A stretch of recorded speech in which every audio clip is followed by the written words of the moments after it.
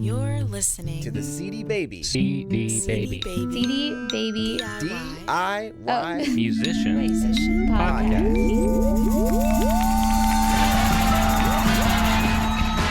Hey there, and welcome to episode number 128 of the CD Baby DIY Musician Podcast. My name is Kevin, and joining me for this Roundtable edition is Chris and the Bolt. Hey guys, how's it going? Hey, Hi. good. Great. Well, this should be a fun and maybe entertaining, maybe sad podcast because we're got everything. We're gonna be talking about how artists are making money from their music. I know a couple episodes back we were discussing the topic, but this time the whole episode is driven by your listener feedback and comments, which I find fascinating because I'm always interested in what artists are doing and what things are like in different cities, different countries. And we have lots of great comments and such to go along with that. Yeah, my take on it is if I can make a preview, I think we may. Spoiler alert. The results may show that the amount of depression you're going to feel after this episode depends upon the kind of music you make, not necessarily how well you make it. But I would say that is probably correct. So there was some big highlights to me in getting all this feedback from artists, which I think is great. But before we jump into that, how you guys doing? Wait a minute. I would say it's not the kind of music; it's the audience that you play to.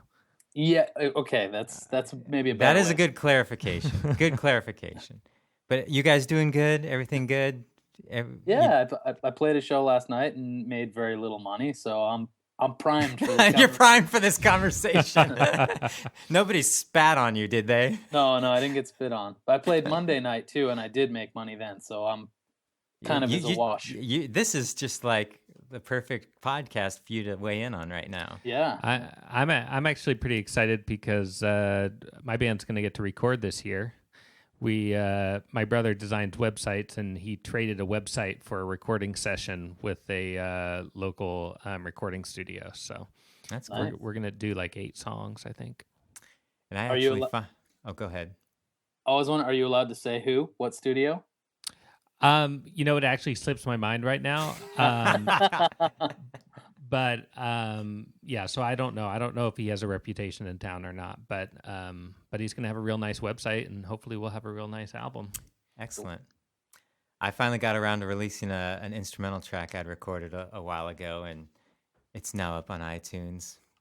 So go take a look at it. So it's not so lonely. Six years lonesome, later. right? 6 years later.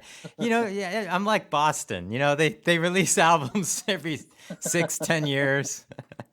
No, it's the first track I ever did of just like completely solo. I mean, I had my friend Benji play bass on it, but as far as like arranging and all that stuff. So maybe in another 6 years I'll have another one done. Trying to pace myself. Yeah. Don't want to burn out. We are the weekend warriors. That's right. Well, let's get into some news items.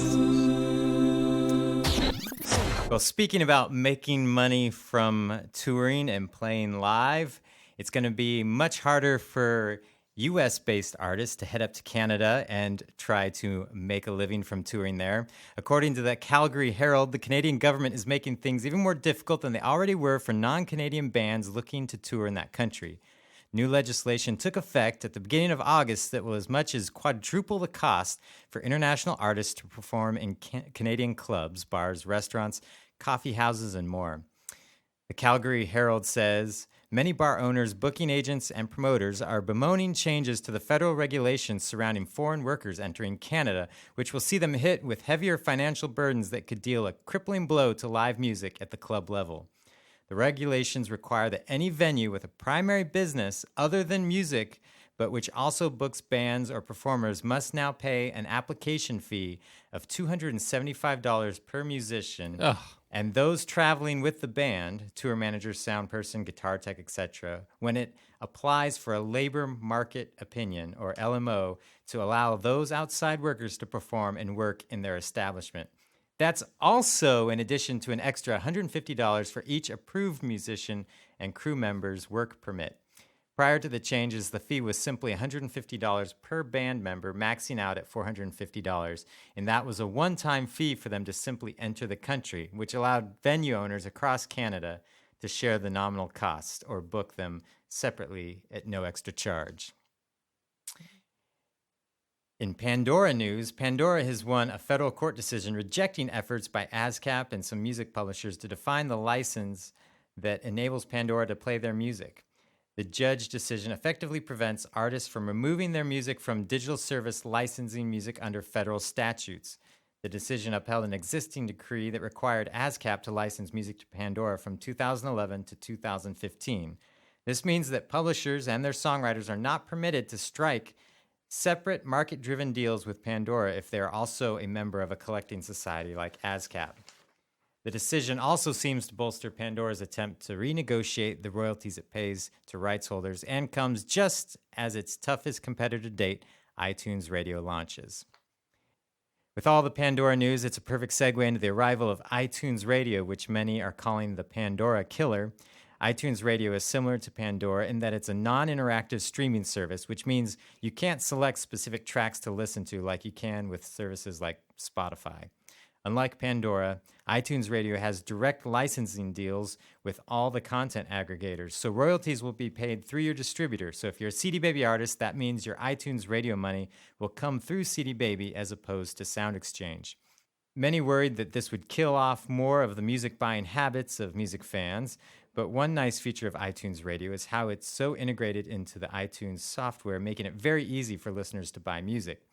It's still too early to tell if people will adopt iTunes Radio, but we'll definitely be watching to see what happens in the next couple months. And that's the news.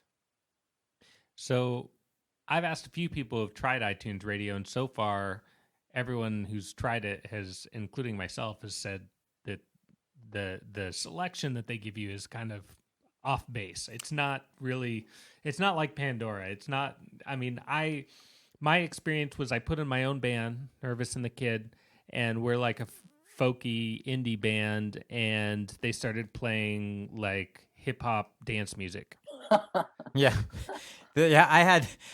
Mine wasn't as extreme, but I put in Small Town Poets, and it seemed to be just playing bands that were out at the same time. It definitely wasn't stuff that, like, if I do the same thing on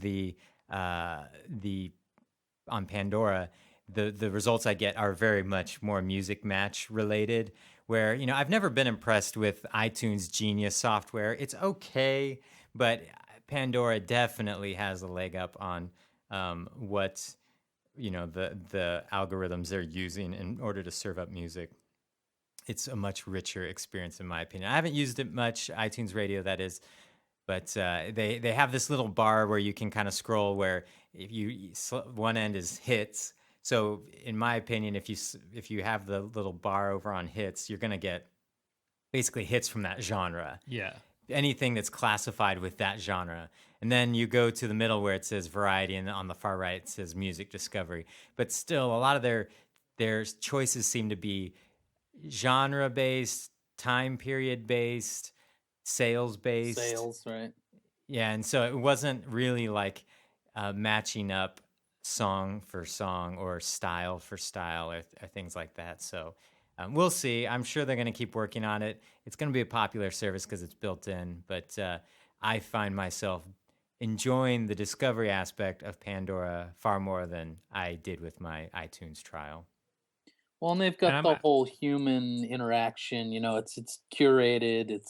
They're very hands-on at Pandora. Yeah. So that makes sense that they're making better recommendations.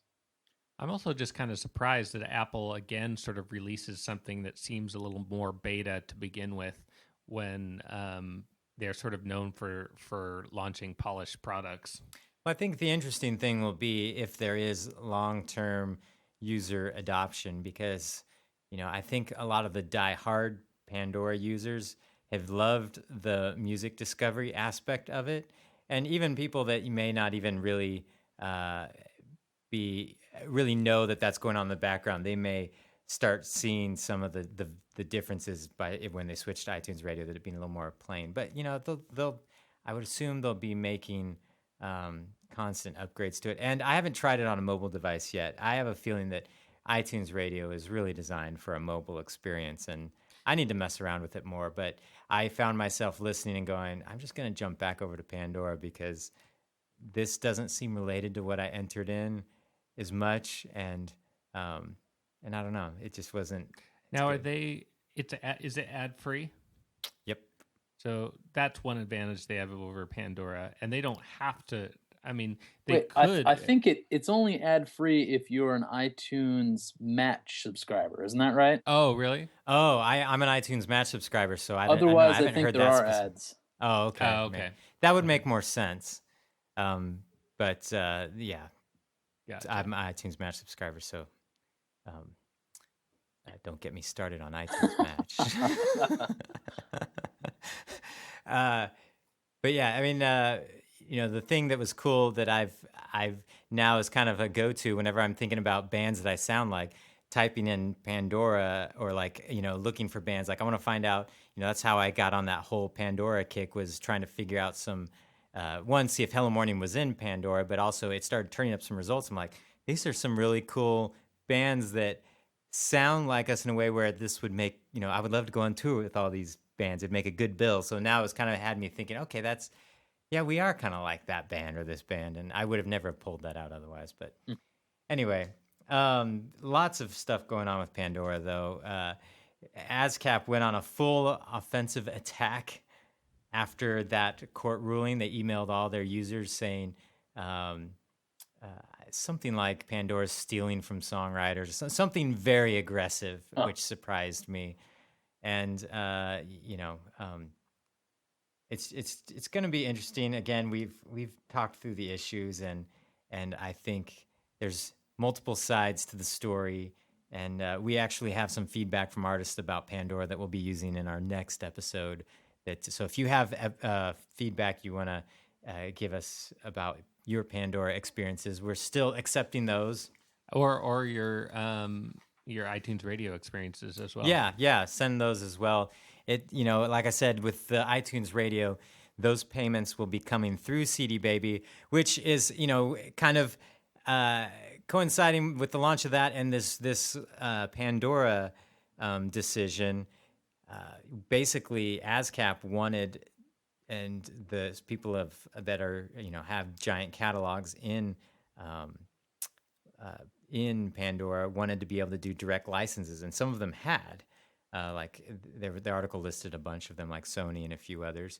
But this decision made those agreements void, saying they violated the law because the statute that's there says that ASCAP has to have a direct license till 2015, and so you can't make other arrangements otherwise.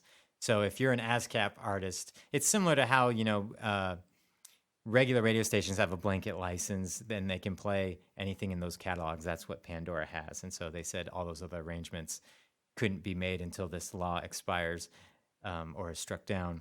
But iTunes, because they're new, they just went the route of doing direct license deals. So they're kind of cutting Sound Exchange out of the loop and just paying aggregators directly. So going to be interesting the next couple of years how all this licensing shakes out. And so. And if you're American, don't think you're going to go to Canada and steal good, hardworking Canadians' jobs. That's right. So that is quite a blow to U.S. artists traveling to Canada tour. In fact, on the article that you wrote, Chris, and posted on our blog, somebody commented, that's the reason why they just had to cancel the part of their tour that was going to Canada. Mm-hmm. Or either it was on the blog or they responded on Twitter, but I saw them talking about that. And that's a big blow. Basically, any artist who's not a bigger name will no longer be able to tour in Canada. That's ridiculous. Well, if they're not trying to sneak across the border with like a guitar buried under their backpack or something, but well, it's the club owner. It's not necessarily having the music, the gear. It's the club owner can get in trouble for not paying those fees. I mean, they're working; they can't pay you. You can go up there and play for free, Right. That's not an issue. It's when you go up there and get paid. And But they'll interrogate you at the border if they see you have music equipment. Oh yeah. yes, I have been to Asia, South America, and Africa, and Europe.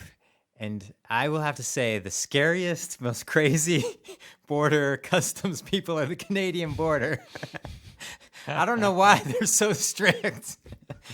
Everyone's But, trying man, to go there. Yeah, right. Yeah, it's just funny because people kind of assume, oh, U.S., Canada, it's kind of the same country. Man, it is tough to get. I mean, you can get into Canada, but they give you the once over before you go into the country. Oh, when I flew there this year for Folk Alliance, I brought my guitar and I played a couple showcases while I was there. I figured if I'm going to go for work, I might as well play. And they saw the guitar and they really, really were thoroughly researching CD Baby as a company and whether we actually had a marketing presence at this conference festival thing. It was That's so funny. It was You're just intense. bringing a guitar. I know. I can't go somewhere with my guitar. Yep. I was like, really? No, we have paid a Canadian business to be here. I promise. So, Canada, you'll no longer be getting U.S. exports, but don't worry, you can still send us Nickelback, apparently. All right. Actually, they can take their nickel back. I need a rim shot thing. Okay. Well, we got lots of listener feedback, so let's just hit right into it about how artists are making money from their music. And I know Chris and Bolt, almost forgot it's part of the name, the Bolt. Don't you forget it. It's the Bolt. Does your mom call you the Bolt? No.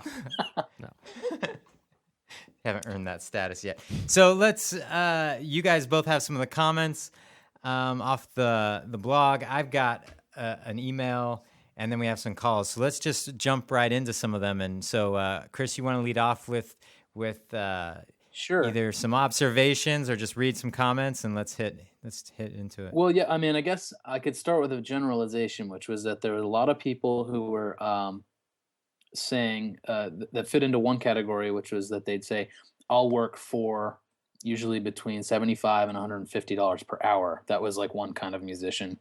Then there was another tier of people that was pretty common to say, I'll work for $100 a night, whether that meant 2 or 3 hours, I'm not really sure. And then there was a whole group of people that were like, get paid? What? I just pay for free and I'm happy to get a drink ticket. But one of the really kind of niche specific examples that I found interesting, which might not apply to a whole lot of people in the continental US or in the lower 48 rather, but a woman from Alaska said she has a minimum guarantee of $400 per show for original music. She plays in a town that's a fly-in only village on the Yukon River. So if I'm not already touring nationally, clients pay for all flights in addition to the minimum guarantee per show. If I'm already on the road, I spread out flight costs amongst all venues. If the client wants a band version, they charge more. But and then she does door sales, bring in $400 to $1,000 per show. So that was kind of interesting. She gets people to pay for her flights too. And that was in where? In Alaska, yeah. I mean, essentially because she can't get to these places any other way. And she really, I guess their music is It's a little bit scarce. Yeah, it's scarce. So you have to pay for scarcity. yeah. Well, and a lot of those shows are tend to be either house shows or put on by a fan, and they invite a really receptive audience who'll pay and pay for merch and stuff. She really tries to stay away from your typical like music venue club situation. I went to Alaska probably about 10 years ago with my brother, and we went into a music store, and the guys in the music store just looked so excited when we came in. People. We haven't seen people in 6 months. And one of the first questions they asked us is if we played music, and we were like, yeah, we're in a band together, actually. And they offered us a gig right there. Wow. They hadn't heard us some music. Well, I mean, scarcity. I mean, that's the Yeah. thing. It's like certain cities. That's why I was fascinated by, Chris, you were talking about people that were, there was one camp that was like, get paid? I can't get paid. And it was, a lot of them didn't necessarily say what town they were in, but it was interesting because some of those you would assume might be just some small town with no music scene. But then you could also make the assumption that it was some major music market, that there's so many bands that it's just easy to get people to play for free.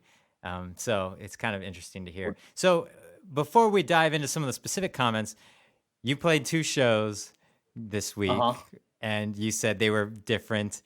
Where do you fall in this spectrum, and how did you gauge whether, you said you got paid for one and not for another? I mean, honestly, I'm at a point in my music making life where I have no guiding theory. I just sort of, I'm not making a whole lot of live music. So when I do, I'm kind of more looking just to have a little adventure and fun and play with friends. So the show I did on Monday was in Boston. I played with a friend. I drove down there. It was about an hour and a half drive. There was really short sets. They were like 35-minute sets, but I had a guarantee of $60 and I sold some merch.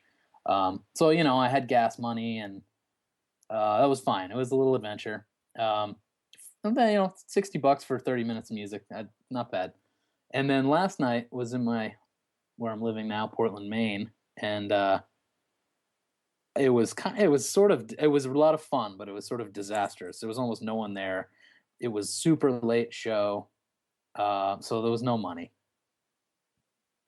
And No money. Drink tickets? Some on our blog would say you're part of the problem. Oh, I am, but for sure.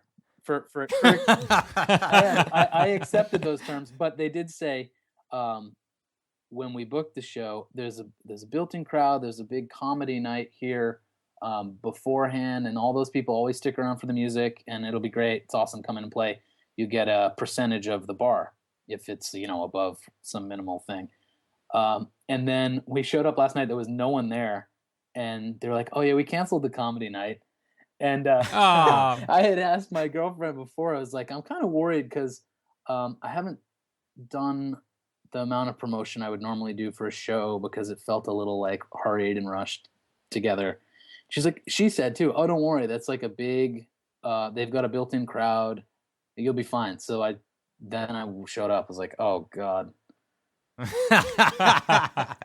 But I did get paid in 2 free drinks. 2 free drinks. Well, that's 2 free drinks you didn't have before. Yeah. And that doesn't sound like, it sounds like, there's certain things that happen that are just out of your control. Yeah, that was more a judgment call. That wasn't like making a bad choice. Because that could have been a good business decision if the comedy show had actually gone on. Right. Yeah. Well, so why don't you read a couple of comments from the blog of what some of the artists that responded were weighing in with. Okay. Well, I could also 2 of those people that had said that there's no money in it both made original music. It sounded like the kind of like rock or indie rock, hard rock maybe, and they were in Seattle and Chicago, and basically said that those cities are so saturated that clubs can just, like you're saying, get away with having the bare minimum, which is a crappy PA, maybe a stage, and they throw you in the corner of the room for 45 minutes to an hour and pay you nothing at the end except beer. So that was a fairly common sentiment. Then there was Adam JP wrote in. He said, "It's funny, I'm getting paid around $2,000 a week to do seniors shows locally at retirement villages, nursing homes, and seniors groups. No bars, no clubs, and no poor economy to affect the market. And because people keep getting old, you have an ever-growing market to sing to. And if you do it really well, they'll pay you a fortune to get you back regularly." I bet those shows get wild. Well, to the fact that we're going to have more old people on this planet than we ever had with the baby boomers going gray, I think that this is going to be a widening opportunity for musicians. There you go. My dad has actually been playing accordion at a retirement home near his house, and I think they pay him a couple $100. I don't know. He just does it for for the heck of it. But Well, and the good news is, like, if you probably got that gig 10 years ago, you'd have to learn a lot of Sinatra and Bobby Darin and stuff. But now you could probably start playing some classic rock and some Elvis and appeal to that demographic. they still ask for every time he gets asked to play. What's the theme from Moonlight? Not Moonlight. Was it Fly Me to movie the Moon or something? Or that movie Cher was in? Moonstruck? Yeah. No, I don't know. I'm thinking it all wrong. Something like what you were saying. He still gets asked to play just some like classic accordion songs that, like, really? They asked for that? Aren't those people dead? So no matter what generation you're from, as soon as you reach 75, your music taste shift to. Apparently so, and you start wearing polyester pants. Yeah, and you just want to hear accordion music. Yeah, but that was a side note. Continue on. So then we've got Nathan King, who writes in, sounds like he's in a Christian hard rock band, which, if you can play at churches, that's always great. So he says, average for our band is currently around $500 per show. Usually Christian church camp events provide the biggest guarantee. And that's its like own built-in audience there. I will say the weird paradox that exists is having come from that world is that you could be a nobody band and be getting paid $500,000 and then a gig and maybe even more depending on the event. Like you say in camp, sometimes they'll pay you to be the house band for the whole camp and you might make even more. But contrast that with a similar band in your town who's got a great following in the local clubs and building an audience and getting like $200 a night if they're lucky. It's just this weird thing. Yeah. But again, it's appealing to a very particular audience. So, Yep. And then we have Irish Harp Girl. I actually don't know what her real name is, but she says, I'm in the San Diego area. I play solo harp and vocal music and also have a band that does mostly Irish music, but we can do classical, classic rock, or oldies, pretty much anything. I bid $250 for the first hour and $100 for each additional hour for myself. It's $100 extra for each band member per hour. I would assume that she's probably playing places like, I don't know, if it's harp based, maybe hotels, conventions, weddings. Weddings. So I think that the secret that we're learning is that you need to play at Christian retirement homes and you need to play harp music while two people are getting married. Weddings at Christian retirement homes. My favorite story was the band Blue Simon. Their story is good that they wrote in the comments, but I couldn't help but actually go to their website and check them out. They're very good, 70s style rock band. They dress up, play the part. On their website, there's a story how they're actually from the future. Their time machine crashed in 2013, and they're playing 70s rock music in order to get enough money to fix their spaceship and go back to the future, their time ship to go back to the future. So the fact that they're making pretty good money per gig is good because it's probably going to cost a lot of money to fix that spaceship. Big repairs. But they said they typically get paid $600 to $1,000 a night for a 4-hour show. They set up their own sound and light system. They play around 120 shows a year. It's a mix of originals and covers, and they sell out their CDs. They usually get about 2,000 CDs pressed, and merchandise sales go really well for them. They currently average just under $500 in merch on a 2-night weekend. What that basically looks like is probably about $100,000 a year, which is pretty good for a band. Maybe even more. Yeah. But, the tough thing is if you got 4 guys. That's $25,000 each. Then right? taxes.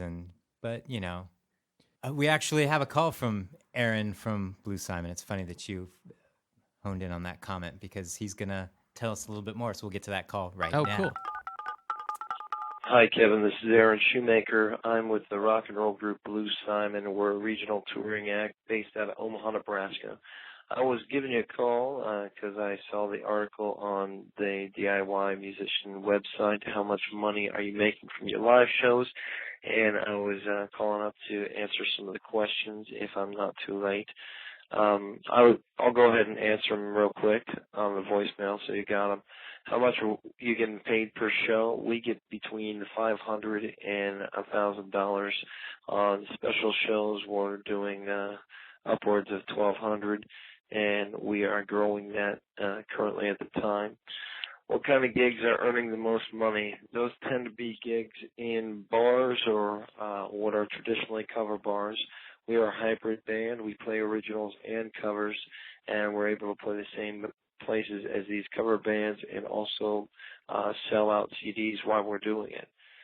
How do you negotiate with club owners, promoters, or event planners to determine your fee? Well, typically I start with a higher price point, so I have room to negotiate down, but I do have a bottom price about how much we'll get paid, and we go from there. Do you ever play for free or for drink tickets? No. I believe that playing for free is part of what is ruining this industry and keeping quality musicians from being on the stages.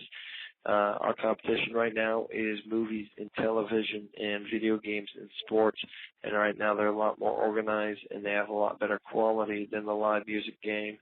At least the live music game at the top is doing all right, but anywhere in between is kind of a crapshoot.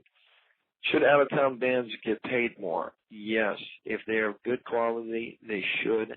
While this can seem like a backwards thought, by bringing in good quality, you boost the brand of your venue and therefore boost your brand among your community. You become known as a place for a good time. You aren't dependent upon bands drawing. You draw just because people know that you are going to put quality entertainment on the stage.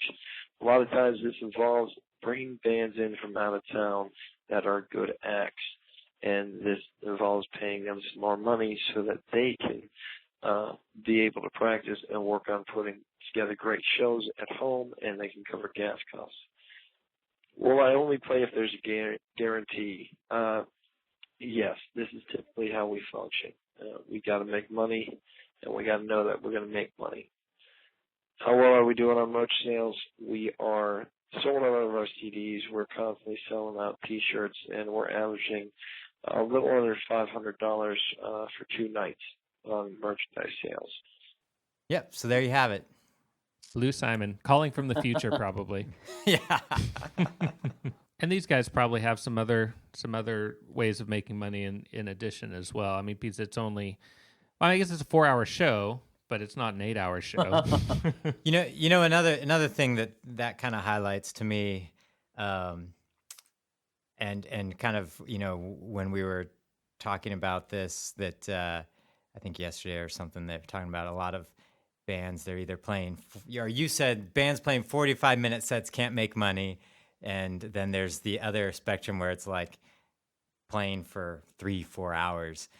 My wife was sitting there watching the part 1 of the Beatles episodes of Glee last night, and I was reminded that,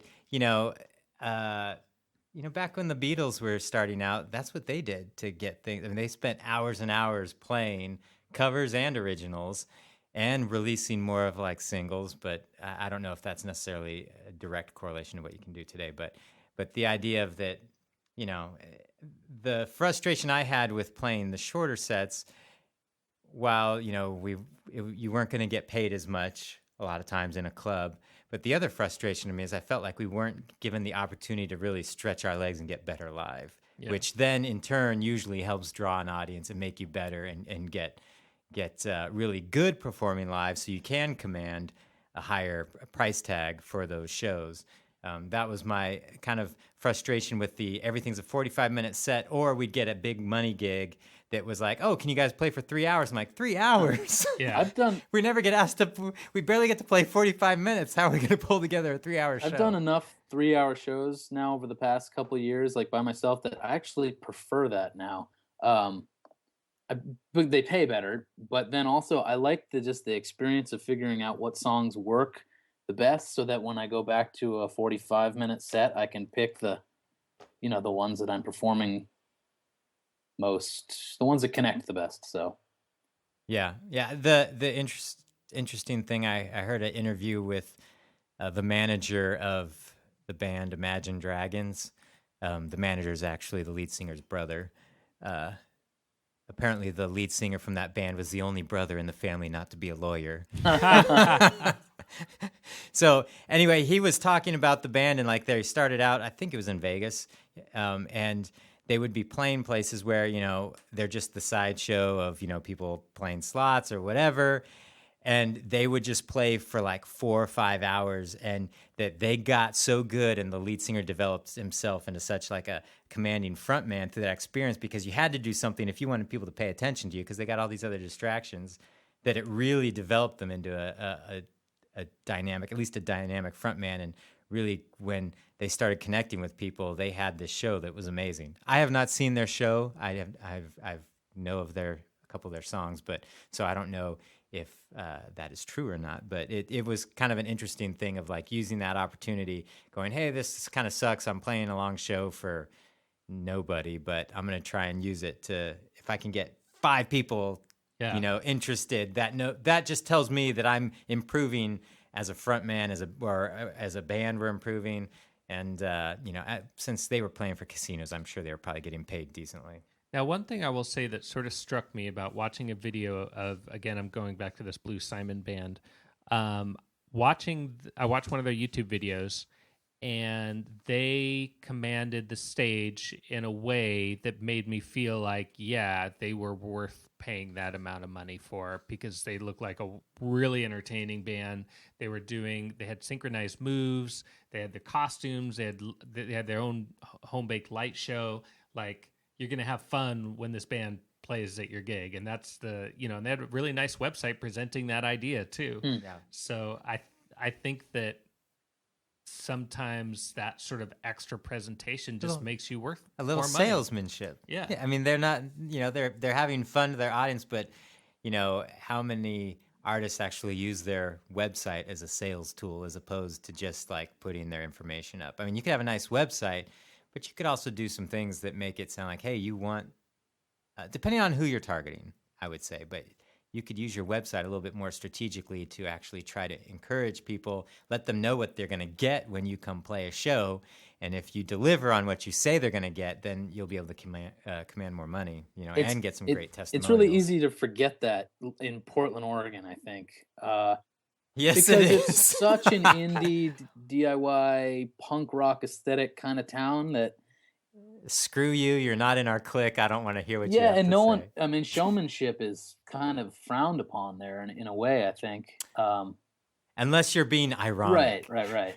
So it's refreshing for me to hear the stories of these people who really put a ton of effort into making a show. And yeah, the thing. Well, I've enjoyed living in Portland for the sake of creativity. As far as going to shows, there's a lot of great local bands, but half the time I go to the show and I feel like I would have rather just sat at home and listened to their album, because they didn't offer me anything live just because of that showmanship, or it's, you can't talk to the audience, or there's some of that vibe. There's some bands that are getting away from that here in town. We actually had some great bands at our CD Baby showcase for the Music Fest Northwest here in town, that I thought put on for the venue had some showmanship and did a great job. So, it's just one of those things. It's different where you live. There's different vibes in different cities.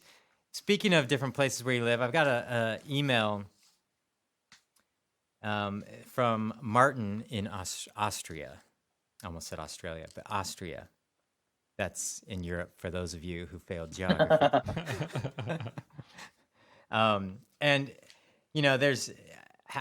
toured a little bit in Europe, and there's definitely different laws and things, and how the whole ecosystem works in different countries. And so I thought it was fascinating to hear about the music scene in Austria and how much artists are making there. So I'll read it. It's a bit lengthy, but I think you'll find the the information interesting. So he writes, I've just listened to episode number 125 and thought you might be interested in what it's like here in Austria and a bit of Germany and Switzerland.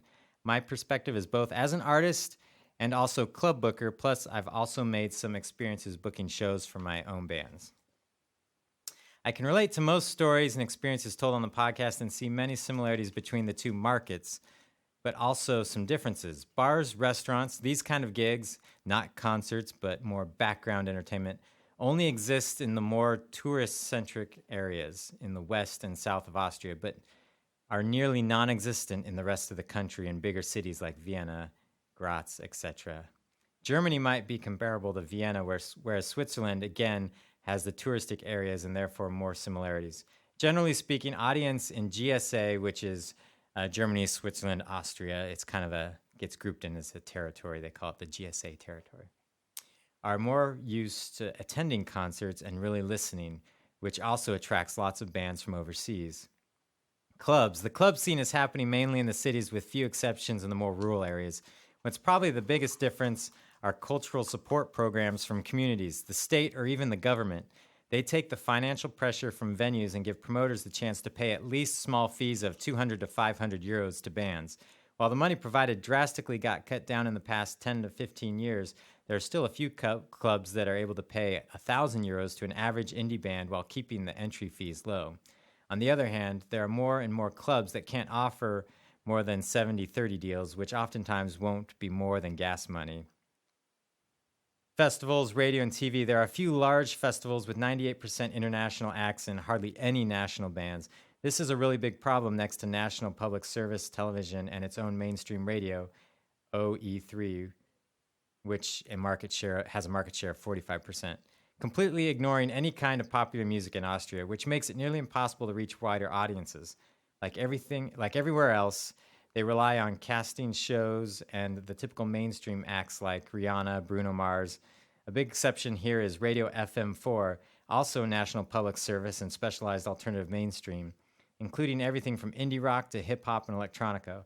While this is really helpful for these genres to gain recognition, in the end they've got a 4 to 5% of the market share in national radio in Austria. So that's nothing really to build a business on. One very important income for musicians here are performance royalties for both for composers and performers, and he lists there two societies, AKM and LSG. In the past 9 years, I've had several singles on Radio FM4 and one on OE3, played an average of maybe 20 shows a year and earned 2,000 to 3,000 euros per year in royalties. That's nothing to make a living from, but at least that's money to invest in album production costs. Last but not least, there's a support program for album production, maximum of 15,000 euros, and tour support, maximum of 1,000 euros per show or 10,000 euros in total.